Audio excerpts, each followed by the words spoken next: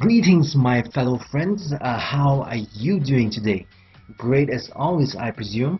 Right? Don't bother asking me because I'm doing pretty okay, except for some lack of sleep the past few days. But apart from that, I'm okay. So thanks for asking anyway. Okay. Now let's not waste any more time. Just in case you're a first timer here, okay, allow me to introduce myself. I'm Mark here from baldingserum.com, back again for yet another info-packed session to share some more tips about the do's and don'ts when dealing with your hair loss. Now, I'd like to talk about Finasteride, Propecia, and Proscar today. These are one of the only few FDA-approved products or treatments that are being prescribed and recommended by doctors and dermatologists all over. Okay, they are even being openly sold over the counter at all the major pharmacies everywhere. Okay, in other words, ask any doctor, ask any hair care expert or dermatologist out there right now what are the proven methods to treat hair loss, and they will usually give you two answers. Okay, that is for you to either use number one, minoxidil, or number two, which is to use Finasteride, Proscar, or Propecia. That's it. I've covered minoxidil in my last video, so please check that out if you haven't already.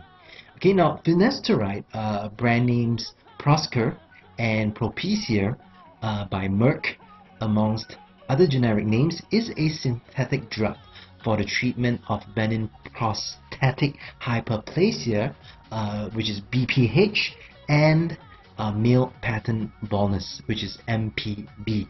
Okay, now in clinical studies, Finasteride, like minoxidil, was shown to work on both the crown areas and the hairline, but is most successful in the crown area. Okay, this thing works without a doubt. It really does. Okay, it's pretty powerful actually, but unfortunately that's only one side of the story. Okay, because the other side of the story is that this drug comes with some serious side effects. Okay, if you don't believe me, just Google it. Okay, Google Finasteride side effects and you'll easily find hundreds of cases in which this drug has affected those who have used it. Now, side effects of Finasteride mainly include, now check this out, okay, impotence, okay, abnormal ejaculation, decreased ejaculatory volume, abnormal sexual function, gynecomastia, the erectile dysfunction, and testicular pain. Okay, I kid you not. Okay, these drugs are seriously nasty, okay, and not to be taken lightly no matter the cost. Okay, according to the product package insert, resolution occurred in men who discontinued therapy with Finasteride due to these side effects, and in most men who continued therapy. Okay, the PPI also states that patients have reported persisting erectile dysfunction despite discontinuing the drug.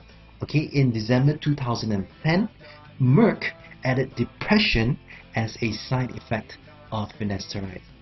Now, in November 1997, okay, an FDA panel refused to recommend approval of the drug Propecia for male pattern baldness. Now, although it was not disputing its efficacy, the committee members expressed some concerns about the possibility of long-term side effects on sexual function and possibly even fertility, which arose because of some evidence of diminished ejaculate levels. And that's not all. Okay, the other main thing you should know is that Finasteride is effective only for as long as it is taken. Okay, it has been clinically proven that all hair gained or maintained using this drug is lost within 6 to 12 months of ceasing therapy. That's right, just like minoxidil, the moment you stop taking it, you start losing your hair again. All of it. Okay, in some cases, you may lose even more hair than you previously did. Okay, and I'm going to just come right out and say, whatever the doctor tells you, stay away from this drug at all costs. Okay, this drug is poisonous as shit, okay, and it will damage you permanently. Okay, the claims that it affects you sexually are 100% completely true.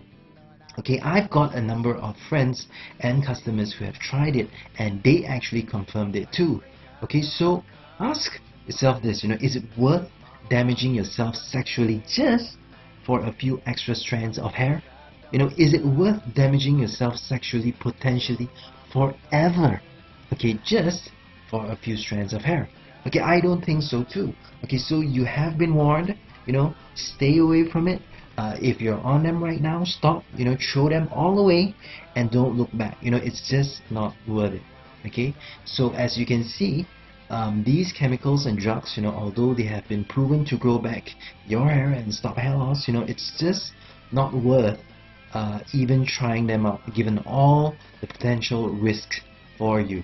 Okay, what I would recommend instead is to go all natural. Go for something that contains no drugs, no chemicals, something that is 100% herbal, like the ones you see at www.baldingserum.com.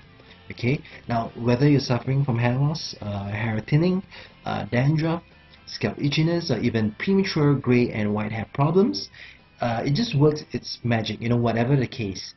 Of course, results vary for individuals. Some have seen results as fast as the first 2 weeks, whilst others have seen results between 4 to 8 months. So again, it varies from one person to the other.